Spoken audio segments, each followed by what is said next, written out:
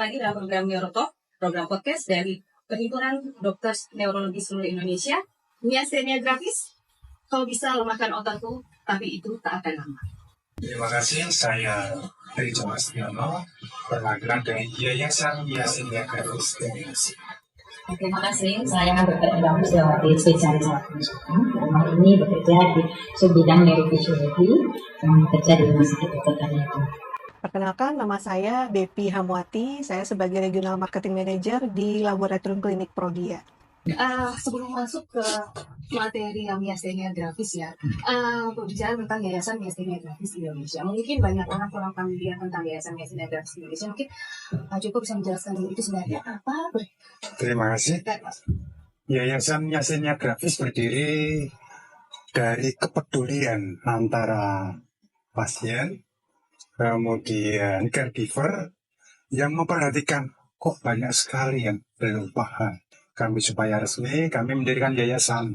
Itu didirikan tahun 2011. Itu mula-mula berdiri hanya kepedulian. Kenapa pasien yang tidak bisa membayar harus pulang? Karena dia pakai mesin ventilator. Itu pernah terjadi.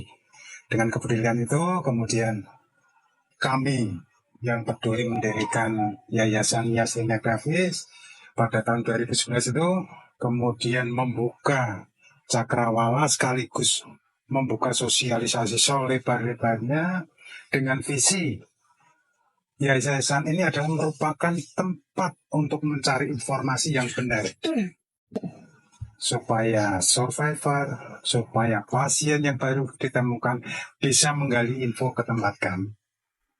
Sehingga kami terus berkarya sekaligus mensosialisasikan lewat media sosial, itu di media sosial. Kemudian sewaktu kami menjalin kerjasama dengan para dokter neurologi, kami menyelenggarakan catering di wilayah. Pernah terjadi Semarang 3 kali sejak tahun 2003 ya. Kemudian di Malang, di Surabaya, di Solo difasilitasi divisi neurologi, kemudian di Surabaya, di Bali, kemudian kemarin di Purwokerto, kemudian juga ada di Bandung, jauh kemarin pernah ada di Batam. Dengan support tentunya dari teman-teman yang menyediakan Eribas Teknologi. Jadi tidak cuma sebenarnya memberikan informasi, tapi memberikan benar-benar kayak, mari kita bersama-sama untuk kita bisa sama-sama menjalani ini. Iya. Tetap untuk menjalani ini walaupun dengan segala keterbatasan. Mungkin kalau mereka belum tahu ya, kalau di Yayasan Myasthenia Gravis ini sesama penyintas mereka menyebutnya sebagai Engers ya Pak ya. Mungkin ada juga orang-orang yang melihat video ini yang mungkin masih asing dengan istilah Myasthenia Gravis. Mungkin tidak semua malah pernah mendengar Myasthenia Gravis. Mungkin baru ada juga yang baru pertama kali dengar kata-kata Myasthenia Gravis ya. Di sini ada narasumber Dokter Endang yang mungkin nanti akan menjelaskan sebenarnya Myasthenia Gravis itu apa sih gitu kan. Silakan dokter mungkin. Terima kasih Dokter Elta. Ya, masih mungkin ya. Jadi myasthenia gravis ada yang baru pertama kali dengar. Tapi kita bersyukur kalau melihat pasien-pasien ya yang datang itu malah kadang-kadang lebih hafal dari kita ya. Dia belum apa-apa itu sudah cerita dengan dok yang saya sekarang rasakan tuh ini persis secara teoritis itu disampaikan ya. Memang myasthenia gravis mungkin yang bisa saya sampaikan adalah salah satu penyakit neurologi ya. Pasien tuh bilang, dok ini autoimun ya dok ya, penyakit autoimun. Autoimun itu apa gitu ya? Autoimun memang salah satu penyakit di mana sistem kekebalan kita yang mungkin kita sering dengar antibodi gitu ya, yang harusnya kan dia fungsinya itu menjaga sebagai barier ya. Tapi hal ini pada myasthenia gravis tuh berjalannya menyimpang, fungsinya menyimpang. Dia justru malah menyerang sel-sel yang sehat. Dalam hal ini apa yang diserang? Yang diserang adalah di mana hubungan saraf dengan otot, ya, tempat hubungan dengan saraf otot itu yang kita sebut dengan paut saraf otot atau neuromuscular junction itu dirusak, ya, di mana yang dirusak itu adalah tempat dari neurotransmitter asetilkolin. Mungkin sedikit saya jelaskan ya dokter Elta. Jadi asetilkolin ini berfungsi sebagai media atau justru penyalur sinyal-sinyal transmisi dari saraf ke otot. Bisa dibayangkan kalau kerusakannya pada neurotransmitter asetilkolin di membrannya ya, di membran sel dari asetilkolinnya itu dirusak. Bisa dibayangkan ya, jadi saraf itu nggak sampai tugasnya, misinya untuk mengaktifkan otot itu nggak sampai. Sehingga sering kita dengar, keluhan-keluhan pasien itu klasik sekali. Dia mengalami kelemahan, cepat lelah ya. Terus juga yang sering ya, yang klasik sekali itu mengenai otot-otot mata ya, khususnya otot yang di levator palpebrae di sini dia fungsinya untuk membuka mata, sehingga pasien itu datang dalam keadaan mata setengah tertutup, jadi kayak orang ngantuk gitu. Yang khas ya Pak Joko ya, mungkin pasien juga kelemahan itu akan bertambah ya manakala dia melakukan suatu aktivitas, dan akan membaik kalau dia istirahat dulu. Jadi sifat kelemahannya itu fluktuatif, bisa memberat manakala dia beraktivitas, tapi terus kemudian dengan istirahat dia akan membaik. Nah itu khas, itu wajar ya, karena asetilkolinnya dirusak, kemudian dengan istirahat asetilkolinnya terbentuk lagi dalam cadangan-cadangan itu dikeluarkan, membaik lagi, seperti itu. Ya, jadi kondisi kelemahan dari otot-otot ya, jadi mengenai otot-otot rangka ya. Otot rangka mana saja yang sering kita temukan itu, yang klasik itu pada mata ya. Jadi pasien itu bisa mengeluh tentu saja gangguan penglihatan, bisa juga penglihatan ganda ya. Terus juga bisa mengenai otot-otot mulut ya, otot-otot mulut, otot-otot faring, laring, itu otot-otot kerongkongan istilahnya. Jadi kadang-kadang pasien itu bicara agak sengau ya. Terus juga bahkan kalau dia banyak bicara tiba-tiba suaranya menjadi berkurang atau hilang sama sekali ya Pak Joko ya. Ya gitu ya Pak ya. Terus dengan bertambahnya beratnya penyakit ini kan bisa progresif ya, bertambah berat itu tidak hanya mengenai otot-otot mata, otot-otot wajah, otot-otot kerongkongan ya, tapi bisa juga mengenai otot rangka keseluruhan, sehingga dia sering mengeluhkan betul-betul dalam kondisi yang tidak bisa melakukan aktivitas apa-apa, dan itu sangat mengganggu pasien. Dan yang paling kita khawatirkan ya dari caregiver atau kita dokter yang aware terhadap miastenia gravis, kalau sampai mengenai otot-otot pernafasan, aduh itu apalagi sudah masuk dalam krisis miastenia itu mungkin ada stresor tertentu, apalah ya, dalam kehidupan sehari-hari banyak stresor.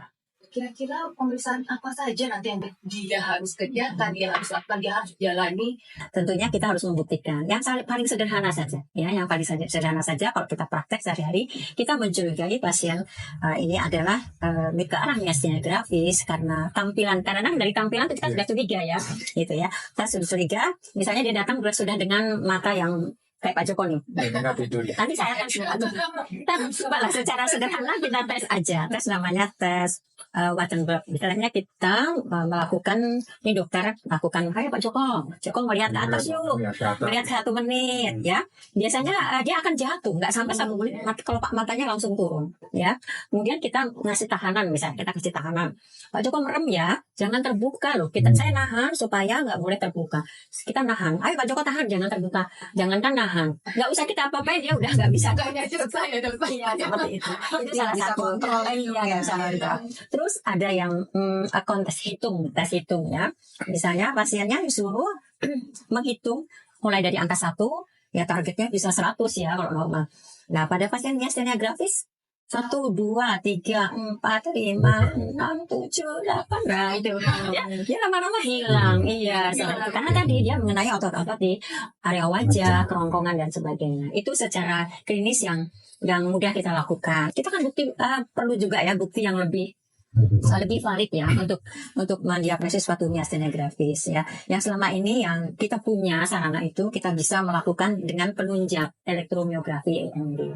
Boleh dikatakan setiap pasien yang kita curigai miastenia gravis ya, itu sebaiknya kita lakukan pemeriksaan dengan elektromiografi ini dengan yang disebut dengan RNS, repetitive nerve stimulasi, atau kita melakukan stimulasi yang berulang ya terhadap saraf.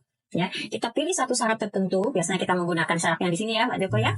Kita lakukan stimulasi yang berulang, biasanya sampai 10 kali dalam waktu ya biasanya kita dengan kecepatan 3 saja itu sudah akan terlihat nantinya, bisa terbukti di situ bahwa otot yang dirangsang secara terus menerus kelihatan nih ya, dia akan turun karena pengerahan dari asetilkolin yang dirusak tadi, yang dikurangi karena antibodi yang nakal, yang salah kerjanya ya, itu langsung tertekan sehingga gambarannya akan terlihat.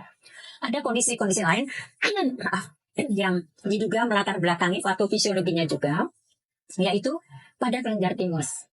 Ya, ternyata setelah dari beberapa jurnal yang kita dapatkan, hampir 2/3 pasien miastenia gravis ditemukan pembesaran kelenjar timus. Ya, kita tahu kelenjar timus adalah penghasil zat-zat kekebalan yang mungkin kekebalan terlalu aktif sehingga melenceng dari tugas yang sebenarnya yang diserang kok tadi ya, neurotransmitter di asetilkolin yang berfungsi untuk aktivitas otot ya, menyalurkan dari tadi. Nah, jadi diduga perang klinik kelenjar timus, sehingga kita bisa melakukan diagnosis penunjang lain ya, untuk menegakkan kita lakukan pemeriksaan CT scan torak ya, mungkin dari foto torak kalau misalnya mau dari tahapan awal ya, kita lihat foto torak kok kecurigaan ada satu massa di mediastinum di tengah-tengah bagian dada kita ya, di antara paru-paru itu curiga. Untuk lebih meyakinkan lagi kita lakukan CT scan torak. Nah di situ biasanya akan terlihat, sebagian besar bisa terlihat kecuali letaknya memang tertutup ya, tapi sebagian besar bisa terlihat.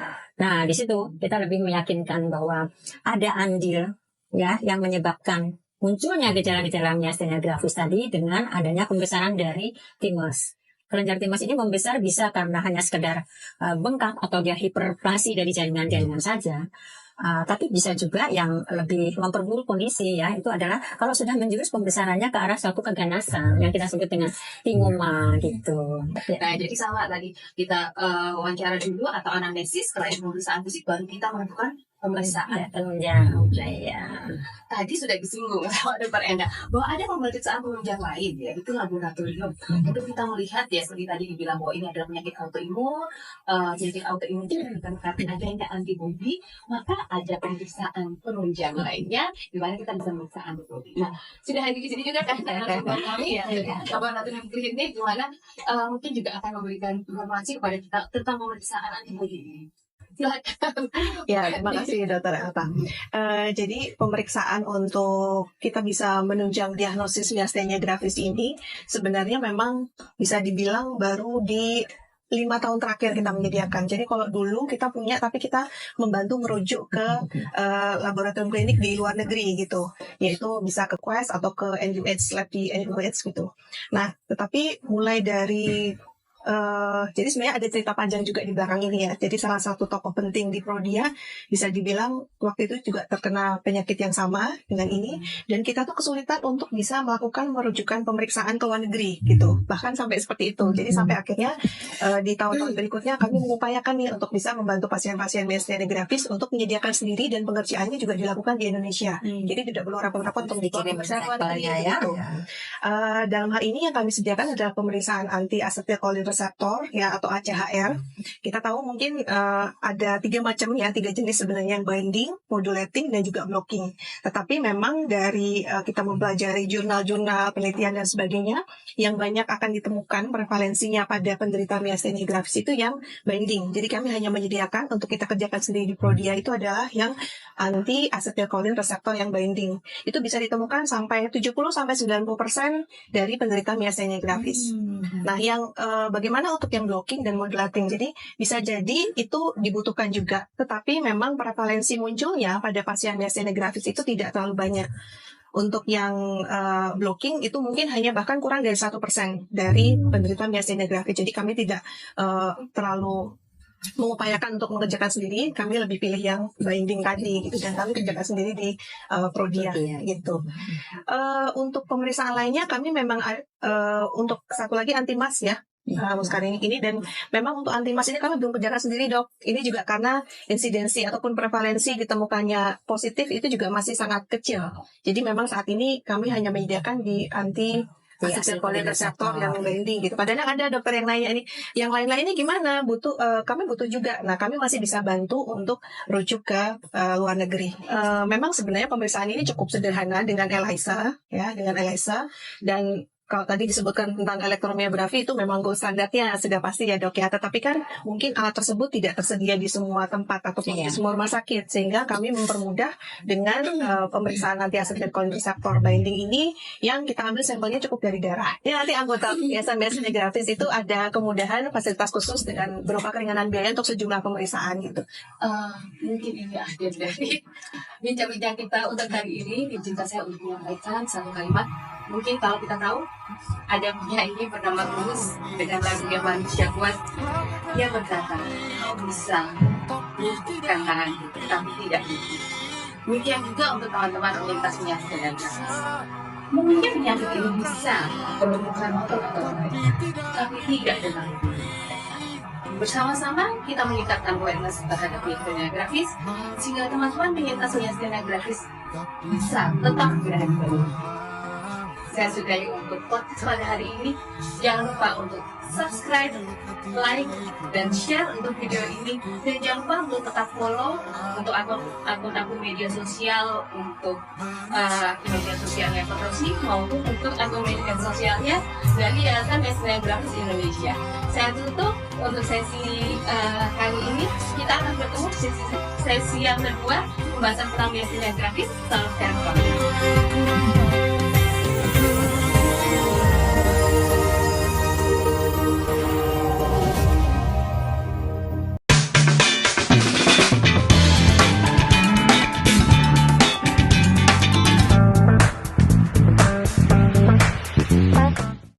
Halo semuanya, kembali lagi di acara Neurotalk. Ya, setelah pada sesi pertama pembahasan tentang miastenia gravis, kita sudah mengenal miastenia gravis, kita sudah banyak tahu tentang miastenia gravis, termasuk di situ ada testimoni miastenia gravis. Pada sesi yang kedua ini kita akan banyak membahas tentang tata laksana dari miastenia gravis itu sendiri, di mana tata laksana miastenia gravis itu sendiri tidak bisa hanya dari satu departemen atau satu keilmuan, tapi kita butuh kerjasama yang komprehensif dari berbagai macam keilmuan. Yang telah hadir di sini juga dari berbagai macam departemen yang juga ikut terlibat dalam tim penata laksanaan miastenia gravis. Assalamualaikum warahmatullahi wabarakatuh. Salam sejahtera untuk semuanya. Saya Dr. Naningsih, spesialis neurologi, konsultan intensif care, bekerja di Rumah Sakit Dr. Karyadi, neurologi, dan Fakultas Kedokteran Universitas Diponegoro. Saya Dr. Fredrik Santoso, spesialis penyakit dalam, konsultan hematologi onkologi. Saya bekerja di Rumah Sakit Umum Dr. Karyadi dan juga mengajar di Fakultas Kedokteran Universitas Diponegoro. Saya Wahyu Wiryawan, bekerja di bagian bedah Rumah Sakit Dr. Karyadi dan mengajar di Fakultas Kedokteran Universitas Diponegoro. Salam sehat, saya Dr. Aditya Paramita Andini, spesialis kedokteran fisik dan rehabilitasi, bekerja di Rumah Sakit Dr. Karyadi dan Fakultas Kedokteran Universitas Diponegoro. Seperti yang kita tahu bahwa penatasan miastenia gravis itu tidak bisa hanya dari neurologi ya dok ya. Jadi pasti itu akan melibatkan bagian lain dan itu harus jadi. Mungkin di awal ya, sebelum sampai ke terapi-terapi yang mungkin lebih rumit ya, lebih rumit seperti pembedahan, bahkan variasi kita di awal dulu mengenai tata laksana secara umum dan mungkin sampai ke kegawatan gitu ya. Yang pasti kalau pada pasien miastenia gravis mungkin sekali untuk terjadi kegawatan atau kita bilang krisis miastenik ya. Nah mungkin sih nanti ada dokter yang bisa menjelaskan. Silakan dokter. Kita lihat beberapa pasien dengan miastenia gravis sering mengalami perburukan atau pendaruratan yang kita sebut dengan krisis miastenik ya. Nah, kalau pada pasien-pasien yang reguler di poliklinik ya, kita ketemu dan kita diagnosis dan tegak miastenia gravis, maka kita akan mulai dengan pemberian acetylcholinesterase inhibitor atau kita kenal dengan pirtostigmine atau destinol ya, dari dengan destinol. Kemudian pada reguler pasien atau pasien yang tanpa kedaruratan, kita mulai dengan destinol tadi, dosis minimal dulu, kemudian kita lihat respon pasien. Nah, pada suatu keadaan pasien itu tidak istilahnya ada pencetus ya, ada faktor risiko, nanti akan saya terangkan kemudian, pasien akan jatuh pada miastenic krisis atau krisis miastenik. Maka di situ dokter akan memutuskan pasien ini harus mendapat perawatan ya, dari sisi akutnya, kemudian dari sisi kejawatannya, mungkin dia harus masuk ke perawat intensif. Pada kondisi miastenia gravis mengalami krisis miastenik, kita butuh dokter untuk tropik infeksi ya, karena di situ akan banyak adalah pemberian obat antibiotiknya.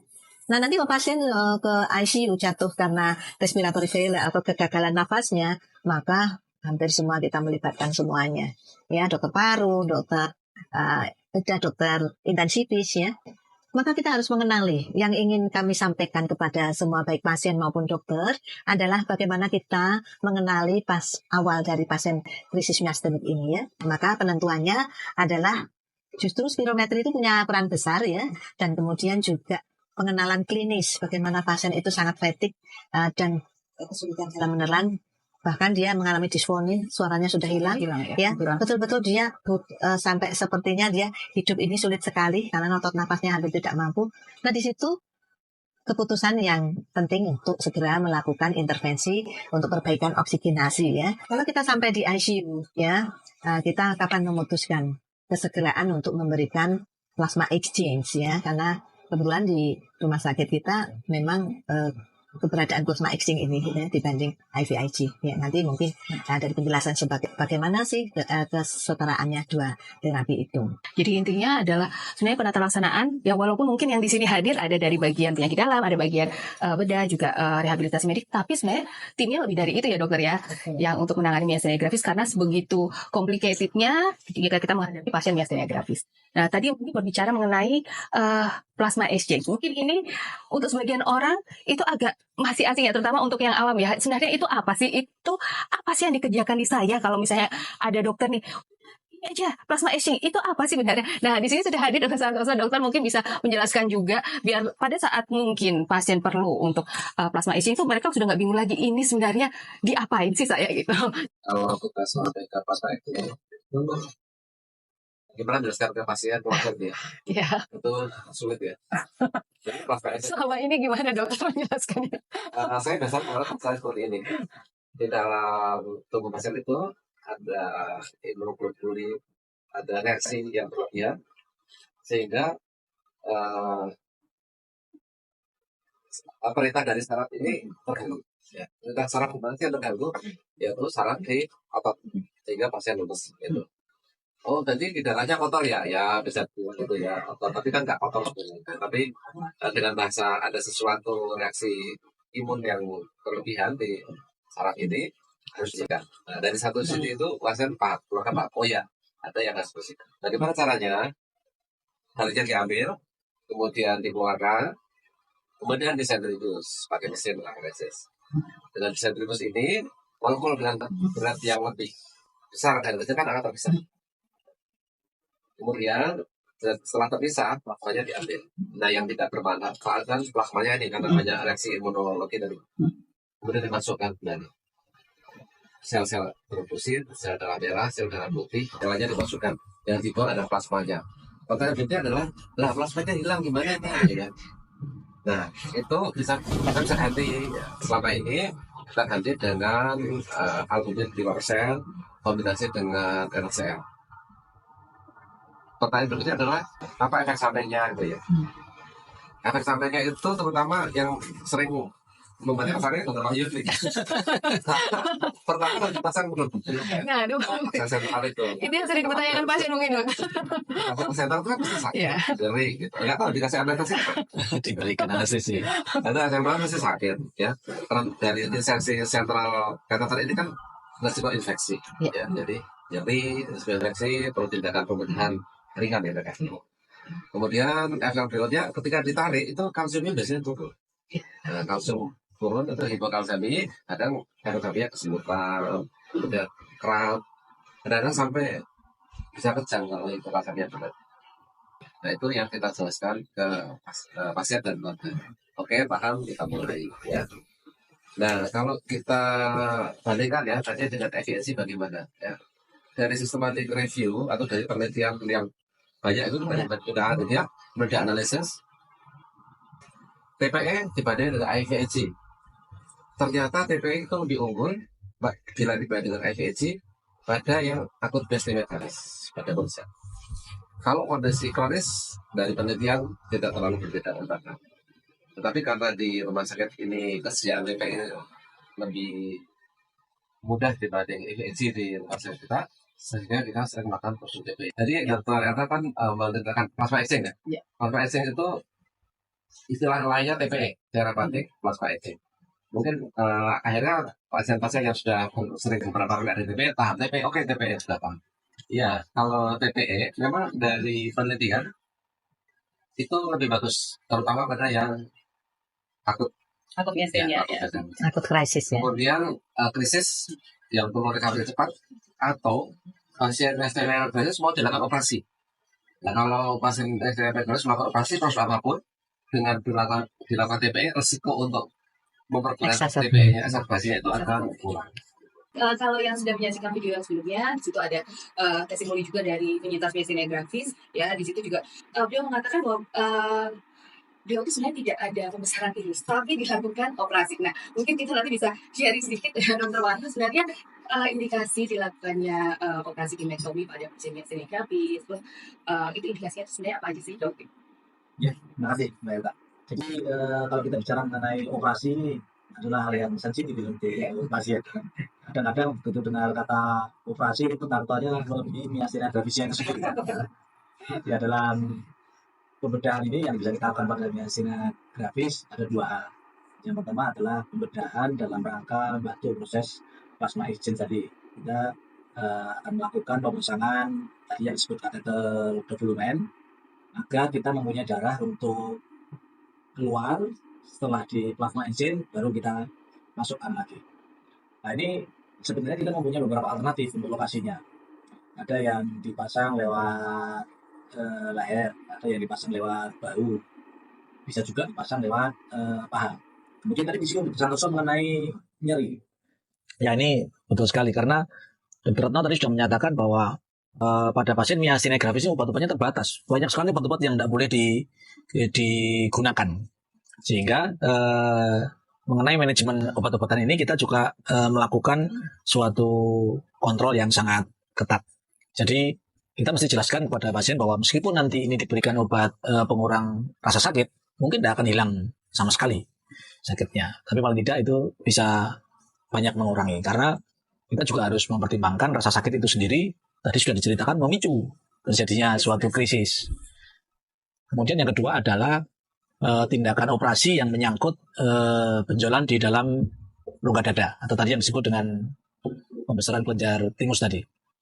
Dikatakan bahwa 65% pasien dengan miastenia gravis itu ada pembesaran di kelenjar timusnya. Ini yang jadi salah satu sumber masalah kelemahan dari ototnya.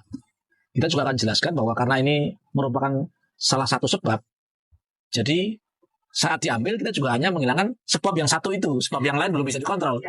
Jadi pasien harus paham betul bahwa setelah dilakukan operasi itu mungkin masih ada terapi obat yang harus dijalani. Karena kalau kita tidak memberikan pemahaman ini, takutnya nanti begitu selesai operasi terus pasiennya tidak pernah kontrol, tidak pernah minum obat. Nah, ini yang jadi problem. Kita juga ada beberapa pengalaman yang seperti itu. Itu harus diterangkan betul. Kemudian mengenai proses operasinya. Jadi proses operasi ini tentu didahului oleh suatu analisa. Apakah ini ada pembesaran di dalam rongga dada, pembesaran atau tumor tadi yang perlu diambil. Ada dua kepentingan. Yang pertama adalah mengontrol produksi zat-zat yang menyebabkan kelemahan otot. Yang kedua adalah memastikan ini jenis pembesarannya yang seperti apa. Itu bisa kita ketahui yang pertama dengan melakukan analisis CT scan. Dengan CT scan kita akan melihat bagaimana tumor itu berbatasan dengan organ-organ sekitar. Karena organ sekitar timus itu organ penting, itu pembuluh darah besar. Bahkan ada jantung juga di situ. Yang kedua, seberapa besar sih tumor ini? Kemudian setelah kita mengetahui tumor yang akan kita angkat atau pembesaran benjolan yang akan kita angkat, tentu kita akan mempersiapkan pasien ini kalau bisa dilakukan operasi dalam status risiko yang serendah mungkin. Jangan baru serangan krisis miastenia lalu kita melakukan pembedahan, itu nanti akan sulit dalam perawatan setelah operasinya. Karena tadi dikatakan pembedahan itu sendiri itu memicu juga miastenia. Jadi harus dipersiapkan dengan baik. Obat-obat dimaksimalkan, plasmaparesis dilakukan. Nah, setelah persiapan ini baik, diharapkan kita melakukan operasi itu dalam risiko yang serendah mungkin. Kemudian pasca operasinya bagaimana? Kita akan melakukan pengawasan dulu di ICU. Kenapa harus jalan di ICU? Karena tadi sudah dikatakan operasi itu bisa memicu krisis miastenia. Jadi yang bisa ditekankan adalah pembedahan pengangkatan konder tinus itu harapannya adalah untuk kualitas hidup yang lebih baik. Ini yang penting karena banyak masyarakat yang berpikir justru sebaliknya, nanti kalau sudah bedah saya tidak boleh ini, tidak boleh itu. Nah itu perlu diluruskan. Jadi kita melakukan suatu pembedahan itu adalah untuk kualitas hidup yang lebih baik dan dilakukan dalam risiko yang serendah mungkin. Terima kasih untuk sharingnya dokter. Jadi mungkin untuk masyarakat yang kadang-kadang kalau misalnya disarankan untuk dilakukan pembedahan, kadang masih ragu, takut gitu ya. Satu tadi yang mungkin sudah dijelaskan juga tidak cuma oleh dokter Wahyu tapi oleh seluruh tim ya, bahwa untuk sampai ke tahap pembedahan itu dengan berbagai macam pertimbangan dan dengan berbagai macam persiapan. Kalau memang menurut secara tim dokter baik itu medis, seorang pasien itu tidak mungkin untuk dilakukan atau beresiko besar, pasti tim dokter juga akan berpikir panjang untuk menyarankan suatu tindakan pembedahan ya. Jadi tidak sembarangan tindakan pembedahan bukan berarti bahwa setelah itu bebas dari obat, tetap harus mengkonsumsi obat, hanya mungkin bisa dosisnya yang berkurang ya dok ya, dan mungkin kualitas hidupnya juga bisa jadi lebih baik dengan dosis tadi pemakaian obatnya juga berkurang. Kita lanjut lagi pembicaraan karena tata laksana itu banyak sekali ya, dan pasti akan berbeda apa yang diajarkan kalau pada saat pasien masih dirawat dengan nanti pada saat pasien udah pulang, apa sih yang harus dilakukan pasien untuk tetap mungkin ya masing-masing pasti dengan kondisi yang berbeda juga ya, dengan mungkin kelemahan otot yang berbeda antara satu pasien dengan pasien yang lain. Mungkin bisa dijelaskan juga dokter gimana? Baik, terima kasih dokter Elta. Memang tadi dokter Wahyu sudah bilang juga ya, nanti setelah operasi nggak boleh ngapa-ngapain. Nah justru pada pasien miastenia gravis kita menyarankan untuk melakukan aktivitas fisik, tergantung juga tapi dengan kondisi pasien tersebut. Memang kalau untuk rehabilitasi ada yang jangka pendek dan jangka panjangnya. Jangka pendeknya tentu kita berharap pasien ini bisa melakukan aktivitas kehidupan sehari-hari dengan fungsional. Jadi target kita nih pasien ini nyaman untuk sehari-harinya, melakukan aktivitas fisik itu dengan nyaman. Dan untuk jangka panjang tentu kita berharap bahwa pasien akan jarang kambuh, jadi eksaserbasinya itu akan berkurang, kekambuhannya akan berkurang. Jadi kalau latihan, memang di sini ada 3 jenis latihan yang biasanya kita berikan untuk pasien miastenia gravis. Baik itu latihan aerobik, latihan penguatan, maupun latihan keseimbangan atau fleksibilitas. Untuk latihannya sendiri saya langsung saja ya dok. Jadi target kita memang 150 menit, sebenarnya tidak ada bedanya antara pasien yang miastenia gravis maupun pasien umum. Itu target aktivitas fisik latihan aerobiknya adalah 150 menit per minggu. Tapi itu kan adalah target. Untuk menuju ke sana kita bertahap gitu. Jadi untuk latihannya sendiri dimulai dengan intensitas yang rendah. Gimana sih intensitas yang rendah itu? Artinya pasien masih bisa nyanyi nih kalau lagi latihan. Jadi kita minta pasien coba yuk latihan, bisa jalan, bisa sepeda, tapi kira-kira masih bisa nyanyi. Jadi itu adalah intensitas rendah, gitu. Jalan pelan, bersepeda santai. Nah, kalau misalnya udah bisa nih, nanti kita tingkatin lagi. Target kita hanya sampai aktivitas sedang. Jadi intensitas sedang. Jadi tidak perlu sampai intensitas berat. Intensitas sedang itu apa sih? Jadi kalau latihan masih bisa ngobrol. Kurangin lagi intensitasnya. Jalannya kecepatan berarti. Kurangin lagi kecepatan jalannya.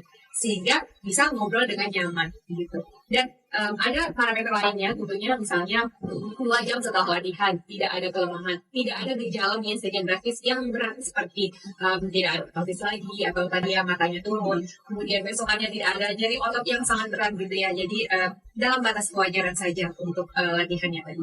Nah itu adalah latihan yang aerobik. Kemudian ada lagi latihan penguatan. Nah ini latihan yang juga penting. Latihan penguatannya kita bisa kasih untuk otot-otot besar. Contohnya ada otot bahu, otot paha. Bisa dibantu sekalian dengan tadi latihan sepeda atau angkat-angkat air mineral boleh. Ya. Nah ini perbedaannya di sini. Kalau misalnya yang tanpa miastenia gravis, biasanya kita targetnya adalah 3 set 10 kali repetisi alias 30 kali. Kalau untuk miastenia gravis cukup 2 set 10 repetisi, 20 kali aja. Itu udah lumayan banget 20 kali tadi. Nah yang gampang adalah latihan, salah satu contoh latihan keseimbangan. Kita kan latihan keseimbangan itu untuk melatih otot-otot kita sebutnya otot-otot batang tubuh. Bisa dengan latih duduk ke berdiri. Nggak mudah loh ternyata dok, duduk ke berdiri aja itu ternyata lumayan kita tenaga. Tapi kita dengan latihan itu pasien-pasien dengan miastenia gravis malah mereka tadi menjadi lebih baik. Jadi bukan nggak boleh ngapa-ngapain ya, boleh tapi ada dosisnya. Justru malah disarankan karena akan terjadi adaptasi. Tetap bertahap gitu ya. Tetap bertahap. Tetap jadi tetap harus ada aktivitas fisik. Ya, namanya Bertahap. Start low, go slow. Start low, go slow. Iya, betul. Terima kasih dokter. Dan kemudian saya podcast kali ini bersamaan dengan peringatan Hari Miastenia Grafis Dunia, kami harapkan bahwa podcast yang kami lakukan ini dapat berlangkah meningkatkan awareness kita terhadap miastenia grafis sehingga penata miastenia grafis ke depannya bisa menjadi sukses. Jangan lupa untuk subscribe, like, dan share video ini, dan juga jangan lupa untuk tetap follow akun media sosial dari Berdosi. Terima kasih untuk perhatiannya. Saya undur diri. Salam sehat selalu. Terima kasih untuk para narasumber. Terima kasih.